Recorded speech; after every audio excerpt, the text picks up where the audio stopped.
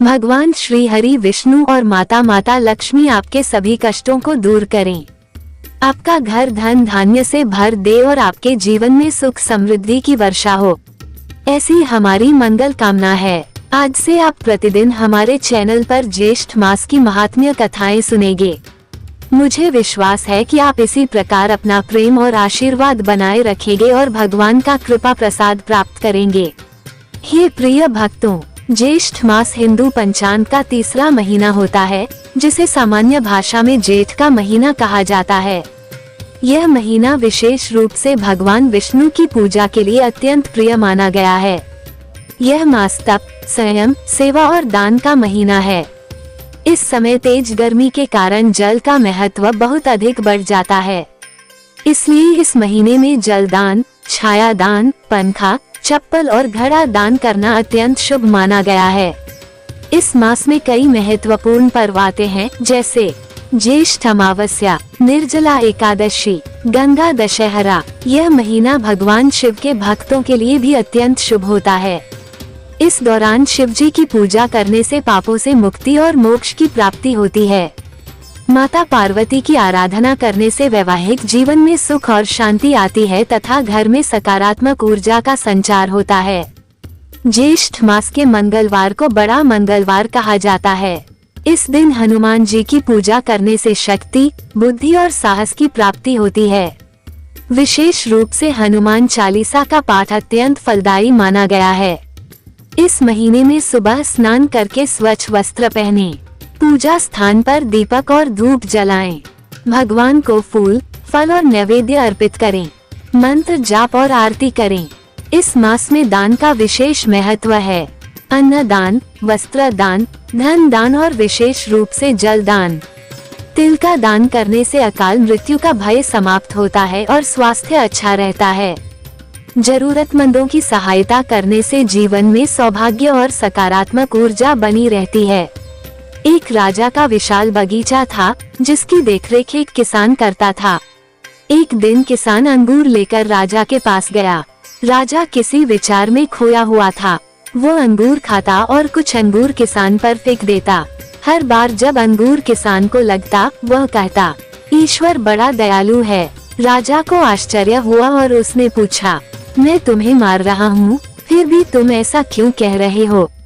किसान ने विनम्रता से कहा, महाराज, आज बगीचे में नारियल और कठोर फल भी थे। यदि मैं वे लाता तो आज मेरी स्थिति और भी खराब होती। इसलिए मैं कह रहा हूँ कि ईश्वर बड़ा दयालु है। उंगली से दाहिनी ओर इशारा शिक्षा। ईश्वर हमारी कठिनाइयों को बहुत हल्का करके हमें बचा लेते हैं, लेकिन हम अक्सर उनका धन्यवाद करना भूल जाते हैं। तो आइए ज्येष्ठ मास की कथा का प्रारंभ करते हैं। सभी भक्तजन एक बार प्रेम से बोलिए, गौरी पुत्र गणेश भगवान की जय। पौराणिक कथा के अनुसार सतयुग में पृथु नाम के एक प्रतापी राजा थे। उनके राज्य में दयादेव नाम का एक विद्वान ब्राह्मण रहता था। उसके 4 पुत्र थे और चारों का विवाह हो चुका था। उनकी बड़ी बहू भगवान गणेश का व्रत करती थी। एक दिन उसने अपने सास ससुर से विनम्रता से कहा, हे माताजी, हे पिताजी, मैं बचपन से ही गणेश जी का व्रत करती आई हूँ। कृपया मुझे यहाँ भी यह व्रत करने की अनुमति दें। लेकिन सास ससुर ने कहा, तुम घर की बड़ी बहू हो, तुम्हें किसी चीज की कमी नहीं है, अब व्रत करने की क्या आवश्यकता है। बेचारी बहू चुप हो गई, लेकिन उसके मन में भक्ति बनी रही। समय बीता और बहू को एक सुंदर पुत्र हुआ। घर में खुशियाँ छा गईं। धीरे धीरे पुत्र बड़ा हुआ और उसका विवाह तय हुआ। परंतु सास ससुर ने बहू को व्रत करने से हमेशा रोका। उंगली से दाहिनी ओर इशारा, इसी कारण गणेश जी अप्रसन्न हो गए। जब पुत्र का विवाह हो रहा था, उसी समय वह अचानक कहीं गायब हो गया। घर में हाहाकार मच गया। तब बहू रोते हुए बोली, हे पिताजी, आपने मुझे गणेश व्रत करने से रोका, उसी का ये परिणाम है। ये सुनकर सास ससुर को अपनी गलती का एहसास हुआ और उन्होंने तुरंत बहू को व्रत करने की अनुमति दे दी। उधर जिस कन्या से विवाह हो रहा था, वह भी गणेश जी का व्रत करने लगी। एक दिन गणेश जी ब्राह्मण का रूप धारण करके उस कन्या के घर आए। कन्या ने श्रद्धा से उनकी सेवा की और भोजन कराया। प्रसन्न होकर गणेश जी बोले, हे पुत्री, मैं तुम पर प्रसन्न हूँ, वर मांगो। कन्या ने हाथ जोड़कर कहा, हे विघ्नहर्ता, यदि आप प्रसन्न हैं, तो मेरे पति को वापस लौटा दीजिए। गणेश जी ने कहा, ऐसा ही होगा। कुछ समय बाद उसका पति वापस आ गया और विवाह विधि पूर्वक संपन्न हुआ। उंगली से दाहिनी ओर इशारा शिक्षा। सच्ची श्रद्धा और व्रत से भगवान अवश्य प्रसन्न होते हैं और हर संकट दूर करते हैं। अब सुनिए ज्येष्ठ मास की सबसे महत्वपूर्ण कथा, जल दान की महिमा। ऋषियों ने स्कंद मुनि से पूछा, हे प्रभु, ज्येष्ठ मास का महत्व क्या है? तब उन्होंने कहा, यह मास सभी मासों में श्रेष्ठ है और इसमें जल दान सबसे बड़ा दान माना गया है। एक प्राचीन कथा के अनुसार त्रेता युग में सुमंत नाम का एक ब्राह्मण था। वह एक दिन वन में गया और एक सरोवर के पास विश्राम करने लगा। उसके डर से पशु पक्षी पानी नहीं पी पाए और प्यास से व्याकुल हो गए। अनजाने में हुए इस पाप के कारण मृत्यु के बाद वह चातक पक्षी की योनि में चला गया। उसकी पत्नी भी उसी योनि में जन्मी। दोनों अपने पुत्र के घर के पास रहने लगे। एक दिन उनके पुत्र को सच्चाई का पता चला। वह ऋषियों के पास गया और उपाय पूछा।